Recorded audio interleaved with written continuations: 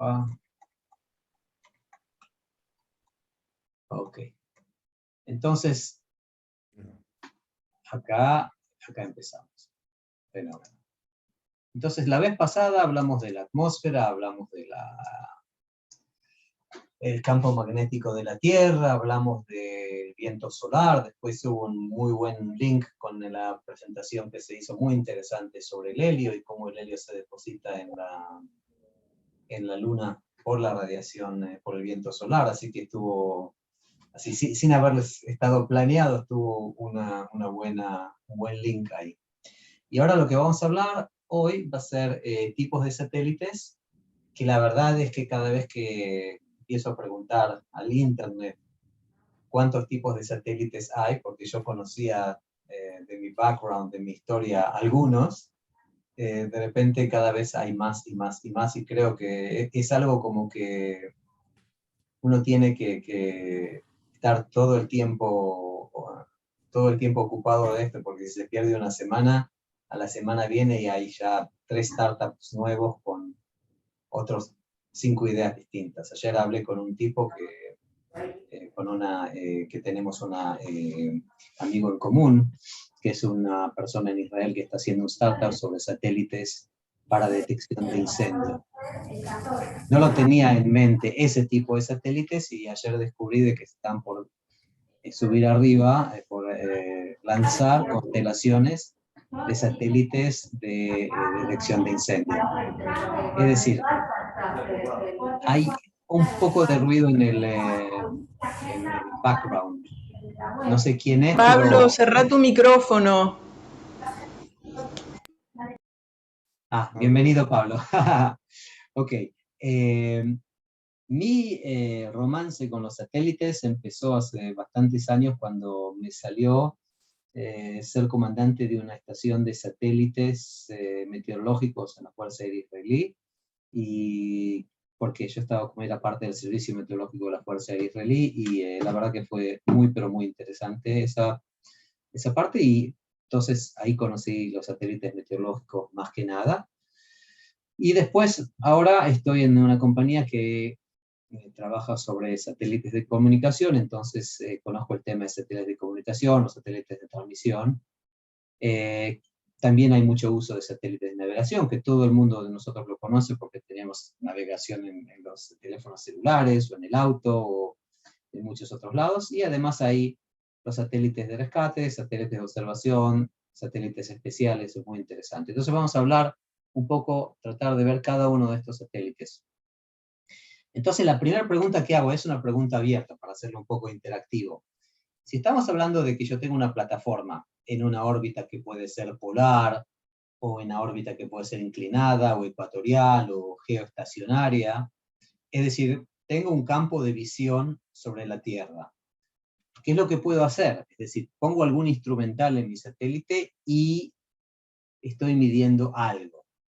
Y resulta que las cosas que se pueden medir son infinitas, realmente son muchas. Uno puede medir,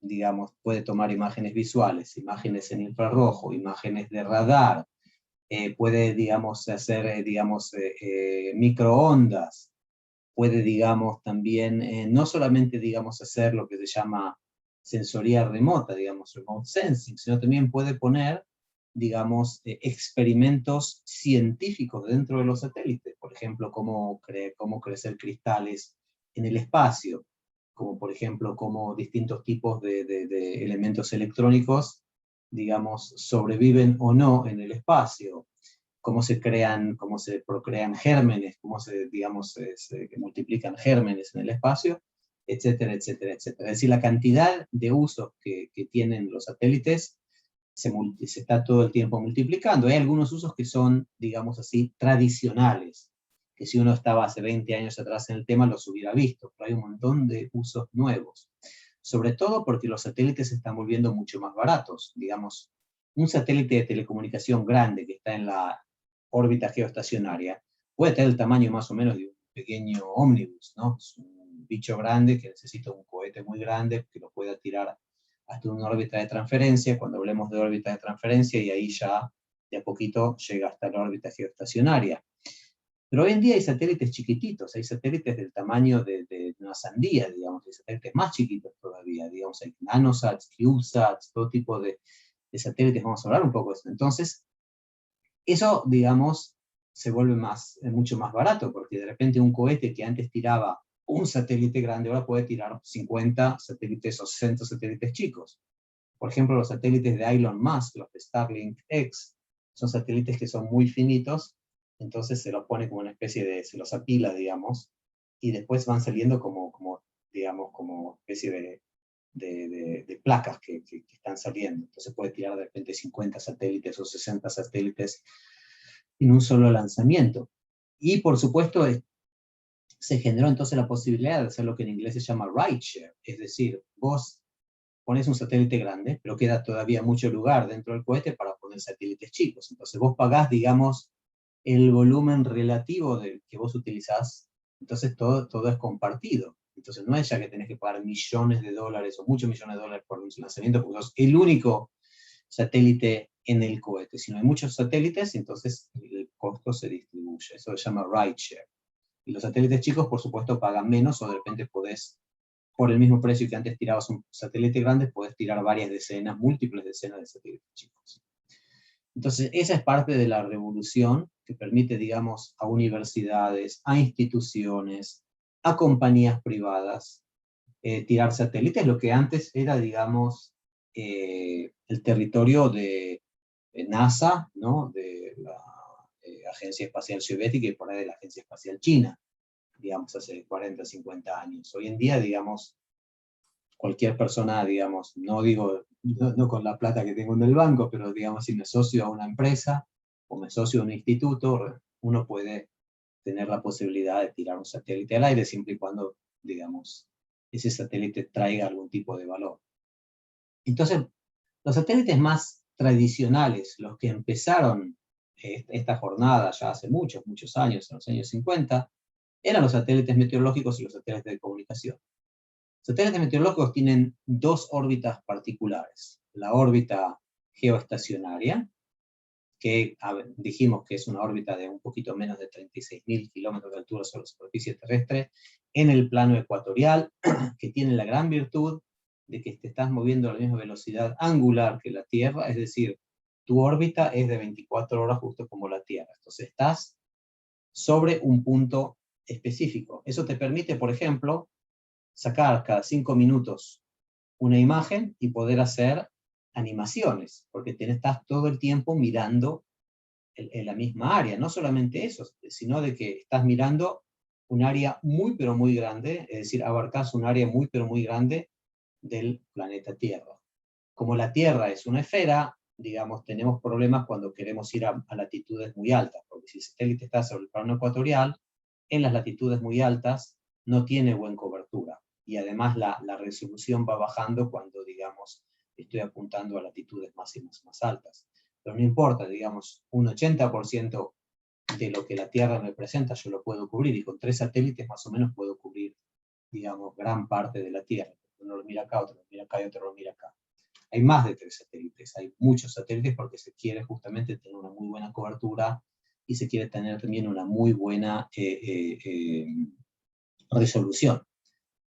Vamos a hablar un poco del tema de resolución, que es un tema muy interesante. Digamos, ¿cuál es la resolución que yo quiero tener para un satélite? Bueno, depende de qué es lo que yo quiero observar. Si yo quiero observar sistemas meteorológicos, no tengo por qué hacer una resolución de 1 metro. ¿Por qué no? Porque si hago una resolución de 1 metro, significa que tengo que mi píxel, que digamos, mis píxeles son muy chiquitos, ¿no es cierto? Digamos, tengo una resolución muy alta. Entonces significa que voy a acumular un montón de información, que es información redundante. Digo, las nubes tienen cientos de metros a cientos de kilómetros de tamaño. Entonces no tengo por qué hacer una resolución muy alta. Entonces la resolución de los satélites meteorológicos está alrededor del kilómetro. Y generalmente es más que suficiente. Entonces, para satélites meteorológicos, resolución de alrededor de 1 kilómetro es más que suficiente. Acuérdense también que está el teorema de Nyquist, que habla de cuando yo hago un sampleo, un sampling de un fenómeno, digamos, la resolución que tengo que tener tiene que ser por lo menos 2 veces mayor al tamaño de ese fenómeno que yo quiero samplear. En NiQuest se habla de longitudes de onda, no de frecuencias. Es decir, yo tengo que tener por lo menos 2 veces, digamos, la mitad de la frecuencia que yo quiero samplear, porque si no, digamos, se me pierde. Entonces, para digamos, sistemas meteorológicos, 1 kilómetro me permite, digamos, observar, digamos, fenómenos meteorológicos que tienen por lo menos 2 kilómetros en adelante. Y todo lo que tiene que ver con la macrometeorología y la mesometeorología, seguro que lo puedo ver. Hay por ahí algunas cositas micrometeorológicas que por ahí me pierdo, pero para eso hay otro tipo de satélites. Digamos, los satélites meteorológicos quieren ver sistemas, quieren ver el ciclón, quieren ver el anticiclón, quieren ver la corriente de chorro, quieren ver la nube de cumulonimbo que se está formando sobre Texas que me va a desarrollar un tornado. Eso es lo que quieren. Y esas son cosas que, digamos, bichos grandes, de alguna manera se puede decir. Entonces, no hace falta tener una resolución muy alta en ese caso, porque además, digamos, la resolución más alta me requiere almacenamiento y también me requiere, digamos, una transmisión, un ancho de banda más grande. Entonces, ¿para qué? Si no necesito eso. Satélites de comunicación, digamos, ahí lo que se necesita, digamos, es más que nada capacidad. Es decir, capacidad para poder proveer servicios de comunicación a millones de personas.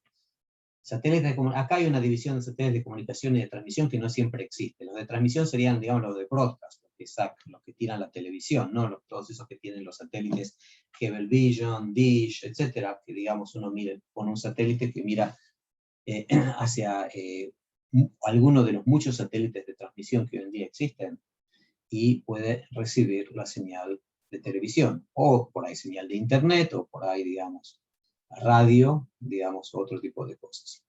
La comunidad, digamos, yo creo que esta división por ahí no la tendría que haber hecho, pero, digamos, estaba así en el lugar donde lo saqué, entonces dije, está bien. Pero, digamos, satélites de comunicaciones y de transmisiones están o sobre la banda geoestacionaria, o los satélites de comunicación, hoy en día también están en la banda mediana, los míos. Hay una serie de satélites en Mid-Earth Orbit, órbitas medianas de la compañía SES, que se llaman O3b. Se llaman O3b porque es digamos, acortan Other 3 Billion. Los otros 3 billones. ¿Quiénes son los otros 3 billones? Son los otros 3 billones de gente en el mundo que no están conectados porque no viven en ciudades donde hay un acceso a fibra óptica o a ADSL o a algún otro tipo de conexión. Y después están, por supuesto, los satélites más bajos, que hoy en día hay una gran revolución en los satélites de comunicación. Digamos, Elon Musk ya tiene varios miles de satélites de Starlink, que de repente hay satélites de OneWeb, hay satélites de Telesat. Ahora Amazon quiere tirar satélites en esa órbita, Kuiper, y los chinos quieren tirar también una mega constelación. Ahora, acuérdense que cuando más cerca estoy de la Tierra, las leyes de Kepler, más rápido voy y menos cobertura tengo, porque cuando estoy más lejos abarco más.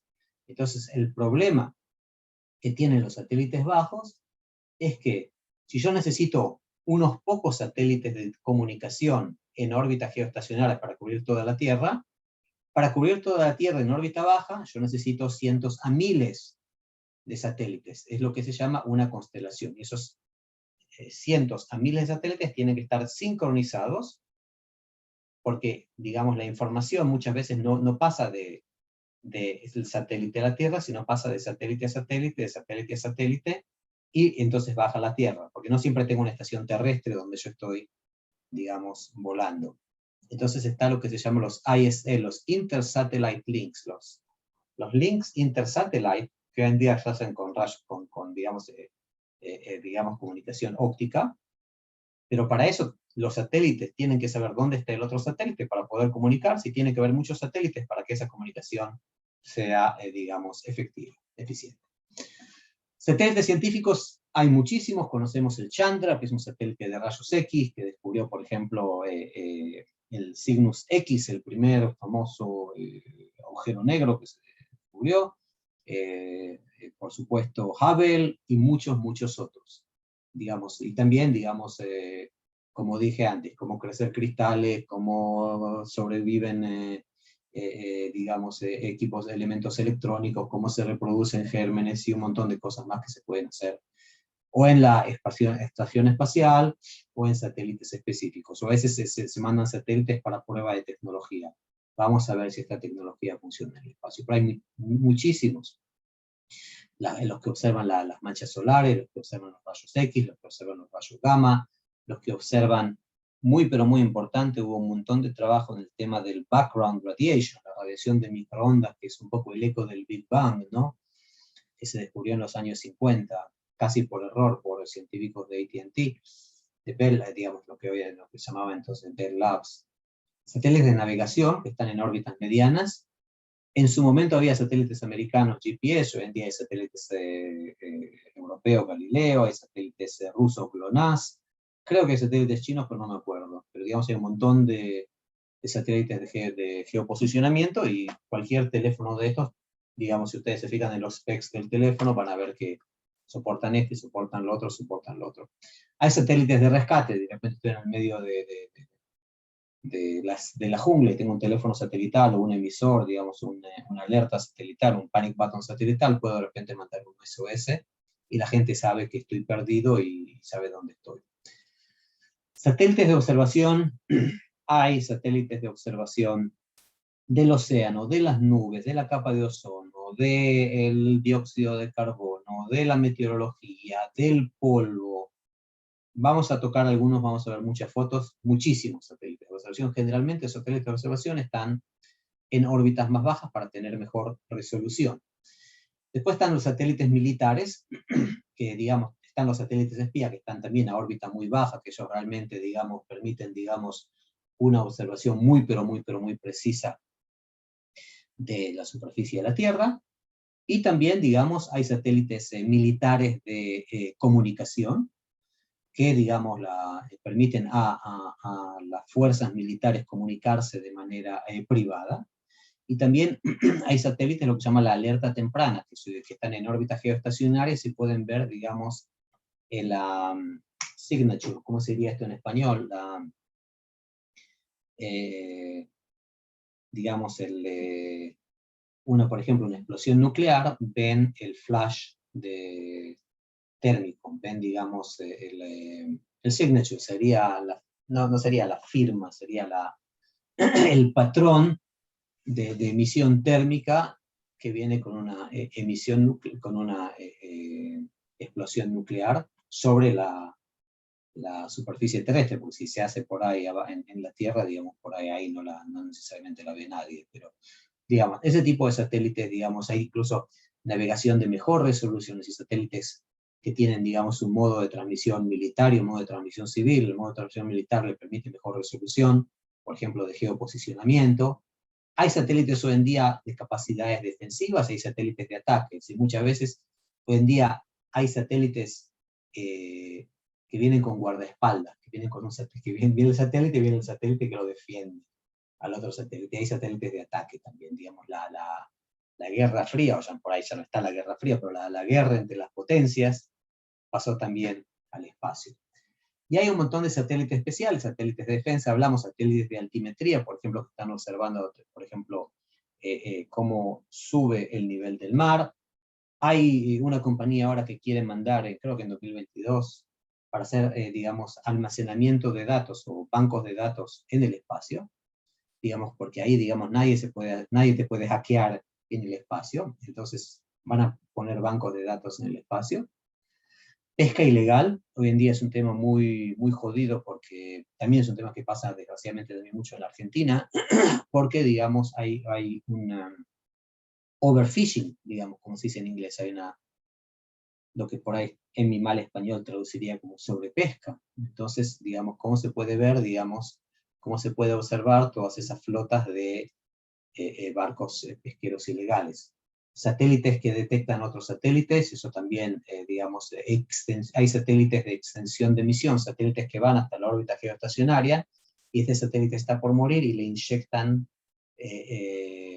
combustible para que pueda funcionar otros 5 años de repente. Hay satélites de captura de basura espacial, Todavía no, porque se están viendo varios conceptos, como el concepto ese que vimos la vez pasada de un satélite que agarra a otro satélite, o conceptos que utilizan magnetismo o rayos láser.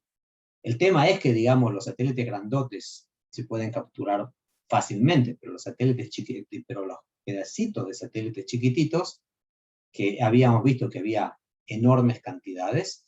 Quiero ir un poquito más atrás para mostrarles algo que no les había mostrado la vez pasada, porque me parece muy interesante ese nivel. Así que vamos a ver el tema este. No se los mostré, yo creo que está muy piola. Justamente por alguna razón esto es de Al Jazeera, pero está bueno. Digamos, ok, porque no quiere funcionar. Por ahí porque tengo problemas de memoria o algo. A ver. Por alguna razón esto no funciona. Tenía que funcionar. Tenía que tener acá un bar. Bueno, no vamos a perder el tiempo en esto. No sé por qué no funciona. Bueno, no importa. Pero lo que se veía acá era la cantidad de satélites que fue subiendo de año en año. Y se ve que al principio había muy poquitos y de repente, digamos, hubo una cantidad enorme.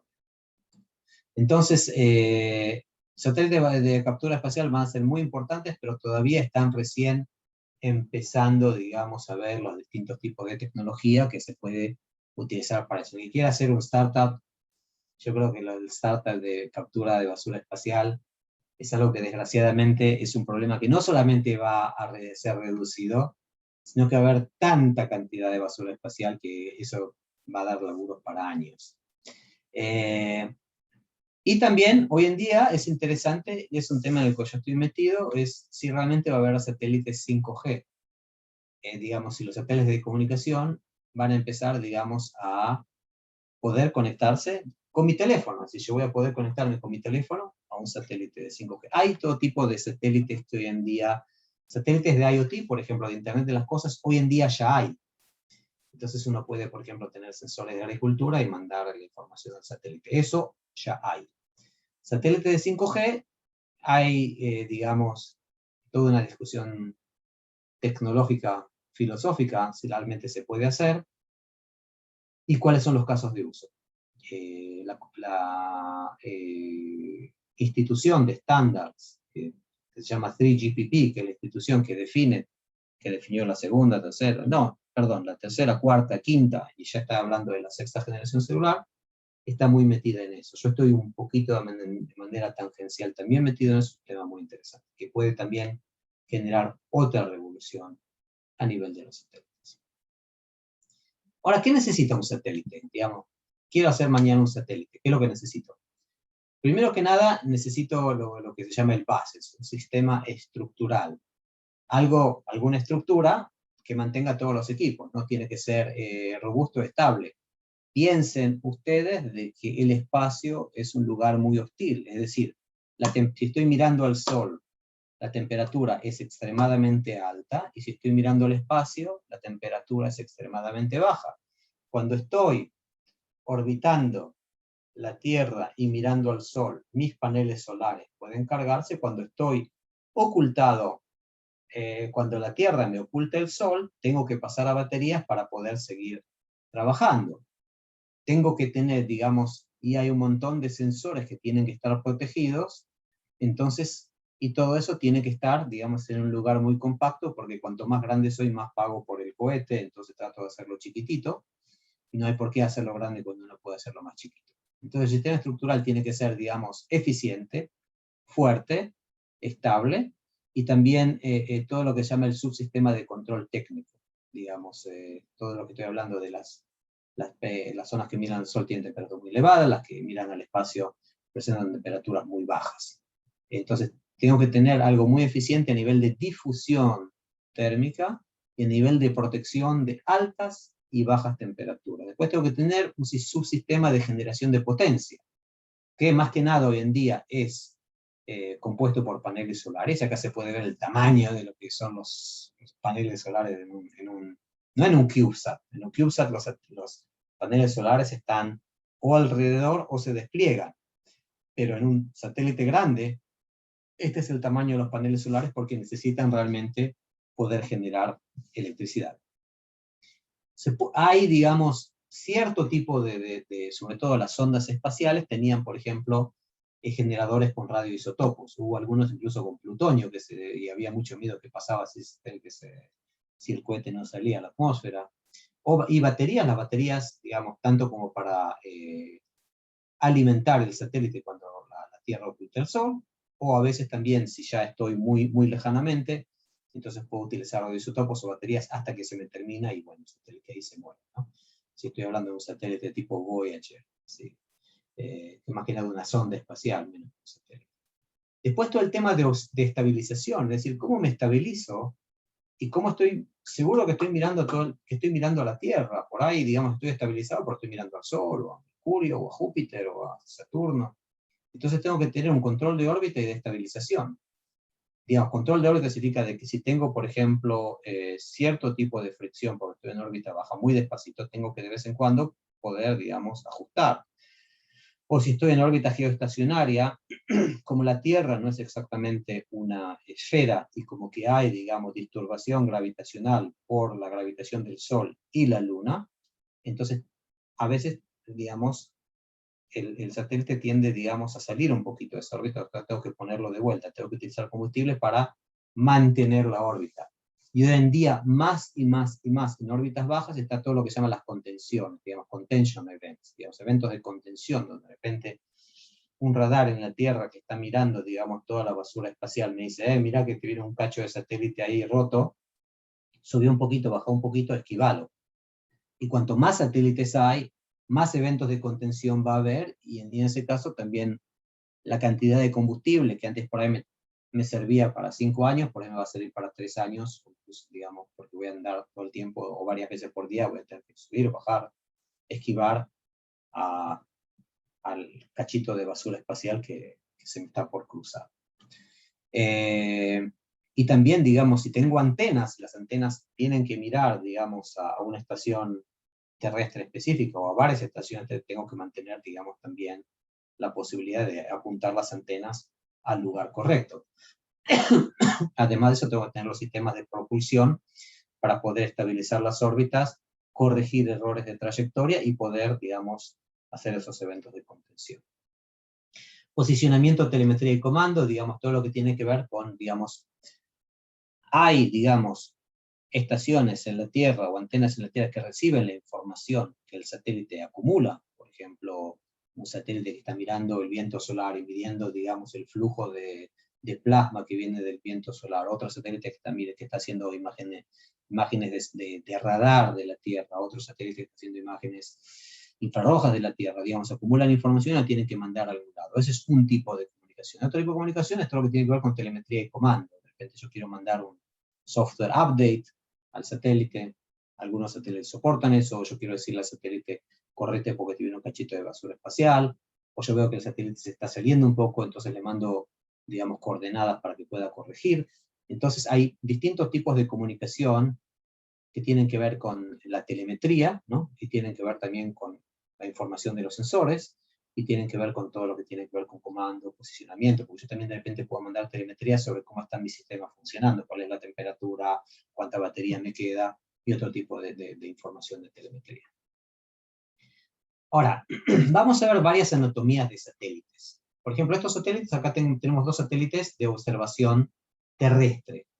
Uno es un satélite que tiene más que nada un radar de precipitación, y se llama GPM, Global Precipitation Measurement, y acá vemos varios, digamos, acá tenemos, digamos, el radar en la banda QU, que es vamos a hablar de espectro la vez que viene, que es 13,6 GHz. Digamos, ustedes saben de que hay radares de nubes. Digamos, los radares de nubes son radares terrestres que mandan, digamos, radiación electromagnética, y la radiación electromagnética está siendo reflejada por las gotas que hay en las nubes. Si esos radares tienen también Doppler, pueden ver, por ejemplo, si las gotas están yendo hacia el radar, digamos, si hay lo que se llama blue shift, o si las gotas están yendo afuera del radar, alejándose del radar, que es lo que se llama redshift. Entonces imagínense que yo tengo un radar en la Tierra y hay una nube que tiene una rotación, lo que se llama un mesociclón, que es un precursor de un tornado. Puedo ver cómo, digamos, puedo observar eso, y se puede ver cómo, digamos, esa gente que hace, por ejemplo, que corre tormentas, tiene esas imágenes de radares para observar los lugares dentro de la nube donde hacen rotación. Yo tuve la buena suerte de participar en una, por supuesto pago, nadie me invitó, pero en uno de esos tours de Storm Chasing, y el año que viene voy a hacer otro si Corona me deja. Correr tormentas, correr tornados es muy divertido, y la cantidad de instrumentales que tienen ahí en esos vans, en esas camionetas, es impresionante. Radares de nubes, información meteorológica, modelos meteorológicos y todo tipo de índices que dicen, digamos, dónde está la inestabilidad atmosférica más alta.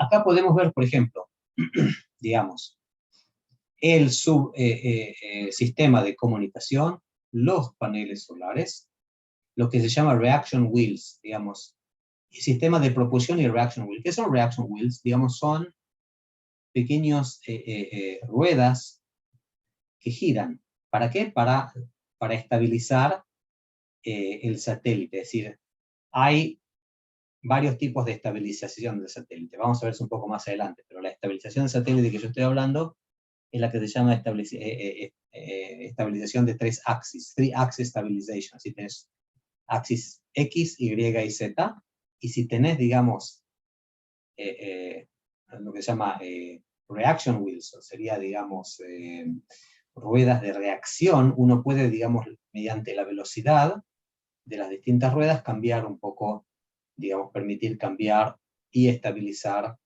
digamos, el posicionamiento del satélite. Además de eso, muchos satélites tienen también lo que se llama star trackers, es decir, la posibilidad de entender, digamos, o que tienen un sensor que mira la Tierra, entonces saben cómo orientarse en relación a la Tierra, o tienen un sensor que mira las estrellas, entonces pueden orientarse a través de las estrellas.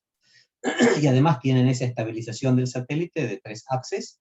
Hay varios tipos de estabilización, pero esa es la estabilización más común, y eso se llama reaction. Además tienen propulsion module, es decir, algo que les permite hacer todo ese tipo de maniobras de corrección de órbita o maniobras de contención. Entonces tienen sistemas solares, acá tienen los distintos, digamos, sistemas, que pueden ser pasivos o activos. Un sistema activo es un radar, por ejemplo, porque el radar emite radiación electromagnética, o puede ser un radiómetro, que es un sistema que recibe, digamos, radiación en distintas longitudes de onda de la Tierra, y eso es un sistema pasivo, porque no manda nada, simplemente abre, digamos, puede ser en longitudes de onda visible, puede ser en infrarrojo, puede ser en infrarrojo lejano, puede ser en infrarrojo corto, puede ser en microondas, puede ser en otros tipos de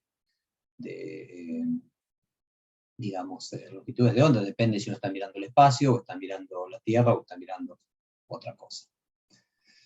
Entonces acá vemos, digamos, por ejemplo, el tipo de análisis de precipitación, que, perdón, esto hay que mirarlo, esto hay que mirarlo de esta manera, vamos a verlo, abrirlo, desgraciadamente no lo pude bajar, estaba en un formato, digamos, esto es, por ejemplo, este satélite que estaba hablando, se ve cómo hace un análisis tridimensional de la precipitación, en este caso, por ejemplo, de una tormenta.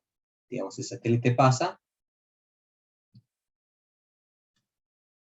y, digamos, emite la radiación electromagnética del radar, la información baja, y entonces puede, digamos, de acuerdo a la cantidad, a la reflectividad, puede generar esta visión tridimensional, en este caso del campo de nubes, depende de qué tipo de longitud de onda uno puede hacer. Entonces puede ver, por ejemplo, zonas donde hay lo que se llama hidrometeoros, por ejemplo, los hidrometeoros pueden ser gotas de lluvia, pueden ser cristales de hielo, pueden ser granizo, puede ser nieve, etc. Entonces es muy interesante. Vamos a cortar esto y vamos a volver a ver. Este es un satélite meteorológico de la serie NOAA, que yo en su momento ya tenía recepción de ellos en la estación meteorológica, pero eran por supuesto versiones más antiguas. NOAA, este es el NOAA 20. NOAA es el National Oceanic and Atmospheric Administration, la Administración de Oceánica y Atmosférica de los Estados Unidos. Por supuesto, hay satélites meteorológicos hindúes, chinos, rusos, japoneses, pero en este caso estoy hablando de un satélite americano. Y acá vemos, digamos, los radiómetros.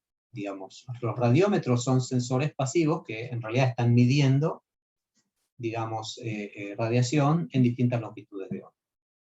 Acá tiene, digamos, los elementos de comunicación, acá tiene los paneles solares, y también acá, digamos, puede tener, por ejemplo, ya algo activo de microondas, un sensor de ozono, y una antena que si pierde comunicación con la Tierra, puede mandar la información a satélites de un sistema de satélites de una constelación que se llama TDRSS, que es una constelación americana que les permite, digamos, si quiere mandar información, puede mandar información para arriba, porque si yo estoy volando abajo con el satélite de baja órbita y tengo un satélite geoestacionario, puedo o mandar la información a la Tierra o utilizar ya la comunicación de los satélites estacionarios. Entonces puedo tener una antenas que vienen para abajo y también antenas que vienen para arriba. Esto es el caso, por ejemplo, de satélites de observación terrestre. Esto es un típico satélite de comunicación. Ahora, los satélites de comunicación no les interesa medir la capa de ozono, ni el calentamiento global, ni cuánto subió el nivel del mar. Están ahí para proveer comunicación. Cuando hablemos del espectro, vamos a ver, realmente hablan en bandas lo que se llama QU, QA, ahora se empieza a hablar en bandas B, Q, banda X, militar, hay distintos tipos de bandas, eso lo vamos a ver cuando hablamos de espectro.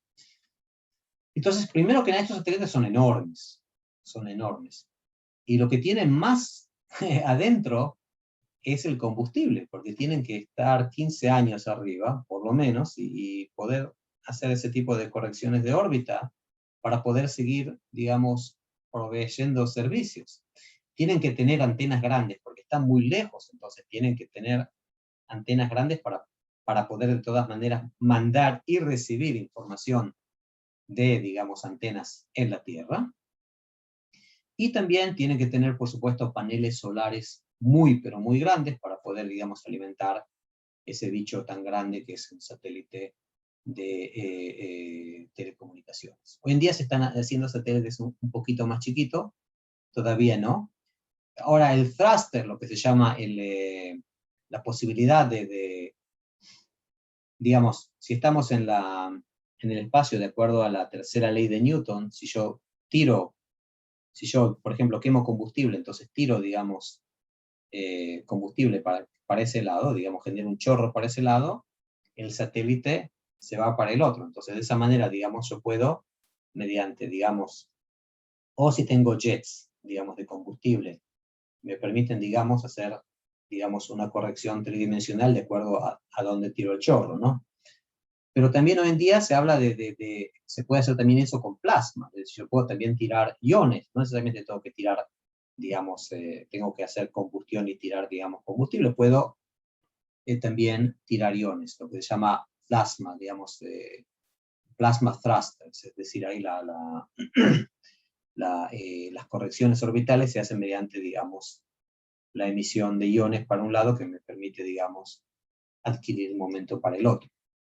Y tiene también sensores de tierra para poder entender, digamos, dónde está la Tierra, y baterías cuando, digamos, están en la zona oculta del Sol, digamos, cuando la Tierra oculta al Sol, etc. Después tenemos satélites más chiquitos. Este es un satélite muy especial. Es un satélite que vamos a ver ahora una muy linda información. Esto es un CubeSat. Los CubeSat tienen más o menos dimensiones de 10 por 10 por 11, digamos. 10 por 10 por, digamos, son cubitos, ¿no? O casi cubitos. Y, por supuesto, se puede, digamos, hacer una configuración de un U, que sería, digamos, 10 por 10 por 11, o de repente si quiero poner 3, porque tengo más electrónica, por cualquier razón, no me alcanza para poner todos mis sensores acá, entonces puedo hacer 2Q, 3Q, este, por ejemplo, son 3Q, entonces serían 10 por 10 por 34. Son satélites, digamos, súper chicos, satélites más chicos todavía. Ahora, este es un satélite muy especial. En realidad, no sé si llamarlo satélite, más llamarlo sonda, de un programa que se llama Hera. Hera, la diosa de... Hay mucha mitología griega en el espacio. Entonces, esta es Hera, la esposa de Zeus. Este satélite es un satélite o sonda espacial que va a visitar a un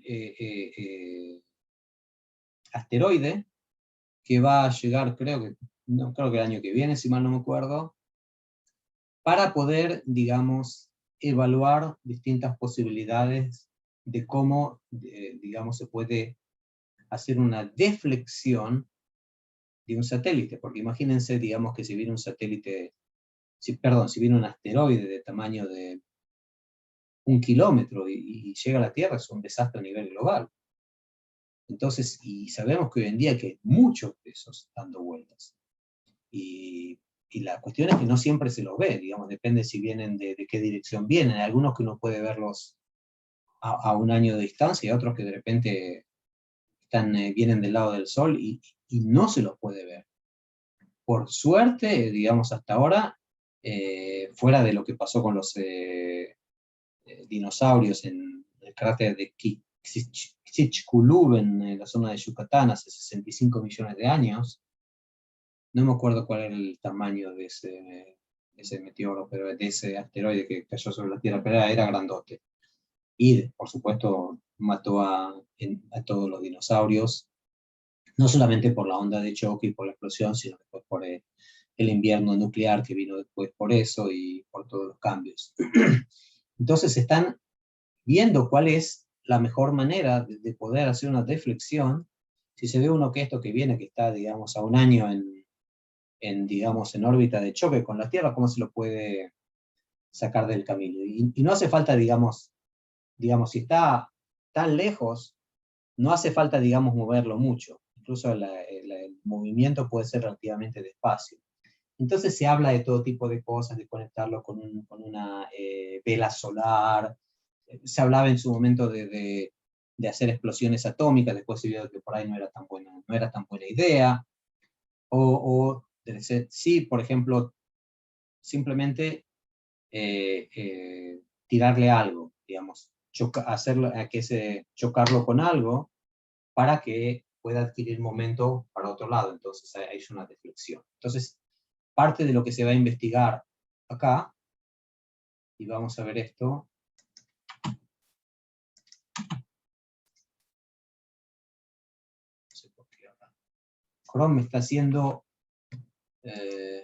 pasar malos momentos hoy, no sé por qué, seguramente porque tengo otro problema de memoria, pero ahora se está portando bien.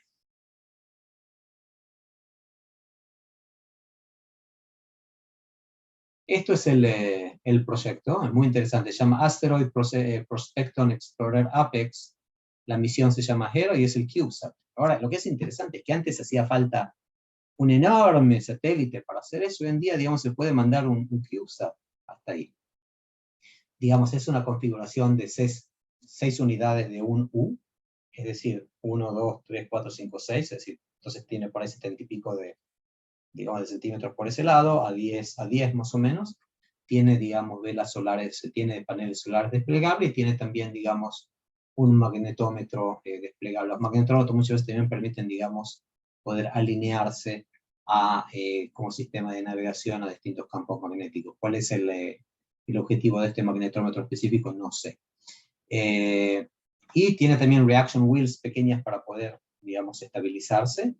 Y tiene LIDAR, es decir, tiene lo que se llama un laser radar, un radar laser, y tiene también cámaras.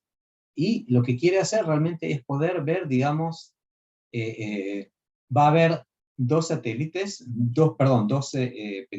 un asteroide y su pequeña lunita, todo muy chiquito, digamos, son varios cientos de metros, y la cuestión es cómo se poder, digamos, interceptar este asteroide y cómo poder ver, impactarlo con algo y cómo se puede ver cómo cambia, digamos, las características de acá se ve cuál es el objetivo, digamos, es un asteroide binario que se llama Didymos. El primero tiene 780 metros, el segundo que es la lunita de ese otro, que tiene 160 metros, la distancia entre los centros está a 1 kilómetro, es decir, es un pequeñito sistema, digamos, Tierra-Luna, pero todo muy, muy chiquitito. Es lo que se llama un NEA, un Near Earth Asteroid. Entonces, digamos, es un CubeSat más distinto de los CubeSat que están dando vueltas, pero es muy interesante. Acá se puede ver cómo todo está todo metido ahí bien denso dentro del CubeSat. Es decir, tenés primero que nada lo que se llama ISL. Es decir, si tenés varias de estas sondas que van a ir a ver a estudiar ese asteroide, entonces tienen que comunicarse. ISL es Inter-Satellite Link. Tiene además altímetro de láser que le va a permitir también poder medir la distancia al satélite y cámaras de distintos... tiene un gravímetro que mide, digamos, los campos gravitatorios y tiene también, digamos, radar y por supuesto tiene, digamos, también paneles solares. Tiene tanque de propelante para poder, digamos, también poder navegar y llegar hasta el asteroide, y tiene los reaction wheels que, digamos, permite hacer esa estabilización entre esa axis que estábamos hablando antes. Para mí es súper impresionante que se pueda llegar a este tipo de digamos, exploraciones de mucha, pero mucha detalle y también, digamos, pero muy precisa, porque no es que uno va a visitar a Marte, un planeta grandote, va a visitar un pequeño asteroide que está ahí perdido y cómo puede llegar ahí, cómo puede navegar ahí, cómo puede observar, para mí es impresionante. Acá vemos los distintos tipos de estabilización de satélites. Al principio los satélites giraban. Si ustedes ven los satélites meteorológicos primeros, como el TIROS 1 u otros satélites, eran, digamos, un cilindro lleno de paneles solares y que el satélite mismo giraba. Digamos, de repente, digamos, si el sensor quería estar estable, entonces tenía que girar para el otro lado para permitir, digamos, tener la visión. Después siguió, digamos, el asunto pero ya, digamos, desplegaron paneles solares y ahora lo que giraba es una rueda de momento adentro para estabilizar, no hacía falta que todo el satélite gire. Después se empezó con la estabilización o giroscópica o, digamos, de 3 ruedas de momento que te permiten hacer una estabilización X, Y y Z. Una cosa muy interesante, vamos a ver acá distintos tipos de satélites. Y después ya vamos a ver algunas películas y después vamos a ver fotos de satélites, distintos tipos de procesos meteorológicos y todo tipo de cosas raras que son muy divertidas. ¿Cómo andamos de tiempo? ¿Tienen otra presentación hoy o Sí, hacemos hay una otra pausa? presentación y tenemos 5 minutos, 10 minutos máximo. Dale. Bueno, seguimos la vez que viene. Solamente para darles un poco la idea de lo que vamos a ver, digamos, por ejemplo, incendios, niebla, lo que llaman la niebla catabática, voy a explicar el tema erupciones volcánicas que derriten nieve y desparramiento de lava, tormentas de arena, derramamientos se llama de aludes, pero no de nieve, sino de barro. Acá se ve, por ejemplo, parte de la ruta número 1 en Estados Unidos. Digamos, este es el estrato volcano, este es el Fuji, ¿cómo se llama? Fujiyama, no, ¿cómo se llama? Ay, el volcán de Japón. Sí, el Fujiyama creo que se llama. De repente, digamos, cómo, digamos, cambió, digamos... Fuji, ¿no? El Fujiyama, ahí está, sí. Perdón. Cómo se ve, digamos, y también, por ejemplo, digamos, todo tipo de procesos meteorológicos que vamos a hablar del tema, y también, digamos, imágenes de radar, y vamos a explicar las imágenes de radar. Entonces, por eso lo vamos a ver la vez que viene. Vamos a ver también, digamos, todo tipo de películas. Vamos a terminar con varios tipos de satélites. Estos es lo que se llama el A-Train. A-Train, el tren, A por afternoon, porque son digamos, satélites, es una serie de satélites heliosincrónicos, es decir, que pasan sobre el mismo terreno a la misma hora por día, y tienen, digamos, distintos tipos de funciones. Todos estos son satélites que, digamos, están operados por NASA, tantos estos como estos, y son satélites que están, digamos, muy pegados los unos a los otros, ven 184 segundos, 480 segundos, para poder generar imágenes de la misma zona que puedan integrar la información que viene de los distintos sensores, porque si pasé ya 480 segundos, no es nada a nivel de, digamos, muy poco tiempo. Entonces eso permite, digamos, generar, digamos, una correlación entre la información que viene de los distintos satélites. Ahora, no vamos a entrar en todas las... Ustedes van a ver, si entran en NASA, van a ver, por ejemplo, la cantidad de sistemas de observación, de satélites de observación, no todos, pero digamos, tenés, por ejemplo, sistemas de observación atmosféricos, por ejemplo, NOAA. NOAA es, digamos, es un satélite que está armado por NASA, pero después está siendo operado por la Agencia de Oceanografía y Atmosférica de Estados Unidos. Por ejemplo, digamos, satélites que exploran la radiación de las cinturones de Van Allen, satélites que hacen todo tipo de exploraciones terrestres, satélites que miden la lluvia en los trópicos, satélites que miden la radiación en la atmósfera alta, es decir, después tenemos satélites que tienen que ver con climatología. Hay un satélite muy, pero muy interesante, digamos, que se llama Landsat, y por ejemplo el NOAA tiene también sensores meteorológicos, pero tiene también sensores que tienen que ver con climatología.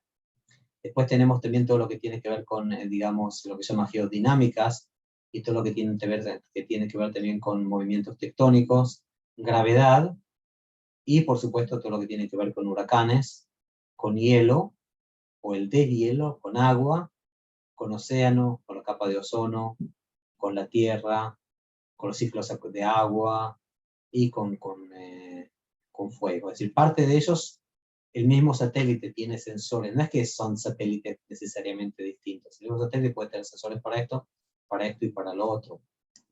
Vamos a hablar un poco de ese tema porque es muy interesante, y después, digamos,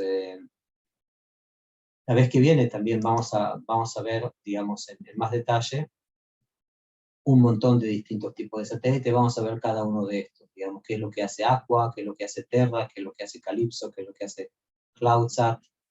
Acá, por ejemplo, vamos a ver los distintos sensores que tiene cada uno de ellos, qué es lo que cada uno de ellos trata de hacer. Por ejemplo, Calypso, digamos, tiene, digamos, un LIDAR. LIDAR es un radar laser, es un, digamos, radar coherente que permite, digamos, mirar, por ejemplo, el tema de aerosoles. Los aerosoles tienen una dispersión que se llama dispersión μ, que permite, digamos, por ejemplo, también tiene dispersión para adelante, pero también dispersión para atrás. Entonces permite, por ejemplo, medir, digamos, la cantidad de aerosoles. Aerosoles pueden venir por tormentas de arena, pueden venir por tormentas de polvo, pueden venir por polución ambiental, etc. Entonces, o el CloudSat, que tiene, por ejemplo, digamos, la posibilidad de, mediante un radar, medir, digamos, la cantidad de agua que hay en las distintas nubes para poder entender también el potencial de precipitación de una nube. Tenemos acá, por ejemplo, el Aura, que tiene también instrumentos de ozono, o también tiene también instrumentos que permiten, digamos, medir la temperatura, el perfil de la temperatura, ozono, dióxido de carbono y digamos, vapor de agua. Vamos a ver cada uno de ellos, vamos a ver, por ejemplo, también una comparación entre distintos tamaños de satélites. Vamos a ver acá también, hay otra comparación. Vamos a ver los satélites meteorológicos. Y con esto creo que voy a terminar. Después vamos a seguir adelante simplemente para mostrar un poco cómo se lo... Este es un huracán, por supuesto. ¿En qué hemisferio está este huracán? ¿El norte o el sur?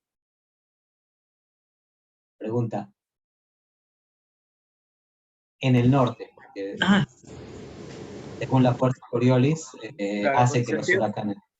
por el sentido de giro. Exactamente. Claro. Muy bien.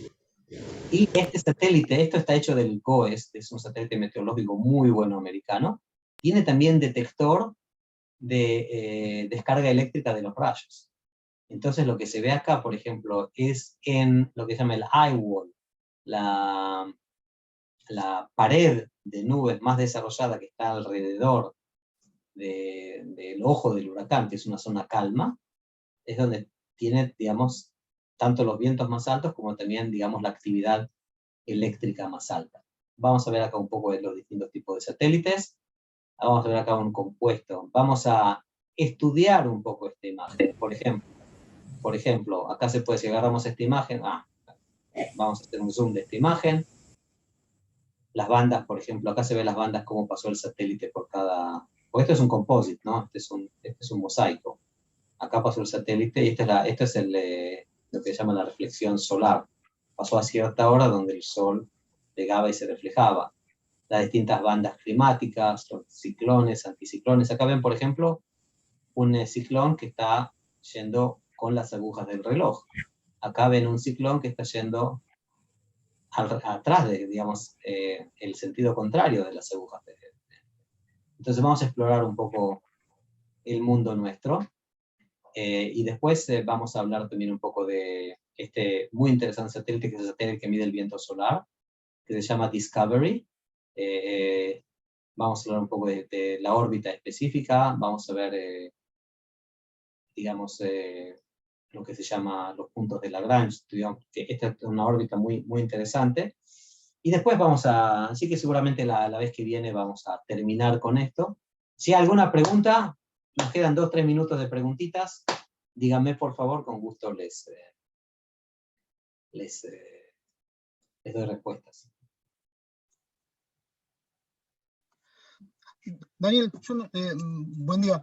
Yo no sé si será este el momento de hacer este tipo de preguntas, pero yo te quería preguntar sobre la tecnología de Intersatellite Link, que vos decías que es óptica. Sí. Quería saber, en cuanto a los receptores, o sea, ¿qué tipo de tecnología usan? O sea, ¿es LED? ¿Es fotomultiplicadores? O sea, ¿qué tipo de receptores usan para ese Interlink? Mira, la verdad que no sé, digamos, sé que es óptica y creo que son LED, pero hasta ahí nomás. Hasta ahí nomás llegó mi amor. Perfecto. Para la vez que viene te mando la información, porque nosotros, digamos, más que nada nos ocupamos con los satélites altos que no tienen, porque eso es para las constelaciones. Pero, por ejemplo, lo más interesante es que se hizo una comparación entre lo que tarda una fibra óptica, digamos, ustedes saben lo que son los fast traders, hay algoritmos que te permiten hacer, digamos, transacciones financieras muy, pero muy rápidas, para poder, digamos, sacarle el jugo a las fluctuaciones en los precios de las acciones. Eso se llama fast trading. Y hay algoritmos específicos y hay gente que se ocupa de eso y todo eso. Hay una fibra óptica específica dedicada a fast traders que está entre Londres y Nueva York. Ahora, la velocidad de la luz en la fibra va bastante más lento que la velocidad de la luz en el vacío. Me voy a fijar bien, creo que son 200.000 kilómetros por segundo en relación a 300.000 kilómetros por segundo. Es decir, entonces se hizo un cálculo de que yo pongo una constelación de satélites baja con estos intersatellite links, es decir, este satélite recibe la transmisión de Nueva York, que se la pasa a otro, se la pasa a otro, se la pasa a otro, se la pasa al satélite que está sobre Londres y la baja, es varios milisegundos más rápida que la conexión en la fibra óptica. Esos varios milisegundos más rápido se pueden traducir en billones de dólares, porque las transacciones financieras van a ser más rápidas. Entonces, hay una cuestión ahí que tiene que ver con conectar a los no conectados y darle, digamos, conexión. Pero también hay otra agenda que es una agenda financiera que tiene que ver con la posibilidad de proveer lo que se llama low latency, digamos, conexiones de baja latencia para este tipo de transacciones financieras. Y cuanto más lejana, y eso se va a hacer con los intersatellite links, ¿no? Si la encuentro, la vez que viene la presento también. Bueno, tratamos de abarcar mucho, y eso que esto del mundo de los satélites es un mundo gigante, pero creo que es importante también visualizar para qué están todos estos bichos ahí arriba, qué es lo que están haciendo, fuera de los bichos que nos escuchan las conversaciones telefónicas y ven qué diario estamos leyendo y qué sé yo.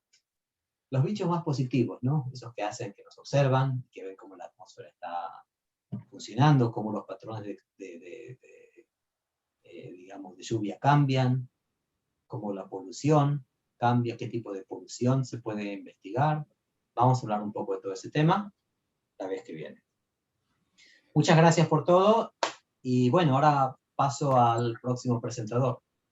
Una pregunta, perdón, a los organizadores, porque el viernes que viene es 9 de julio, no sé cómo está organizado el tema de cómo se... No, el viernes, el 9 de julio dormimos hasta tarde. Ya tenemos programada la sesión del 16, con la continuación de Dani y luego Hernán Sokolowski. Ya está programada, pero para el 16. Ay, perdón, no se escuchó bien. ¿Está suspendido el 9? El 9 sí. Ok. El 9 preparemos la almohada y la calefacción. Bueno, gracias. Yo me tengo que retirar, ¿eh? Muy bueno, como siempre. Gracias. Muchas gracias. Gracias.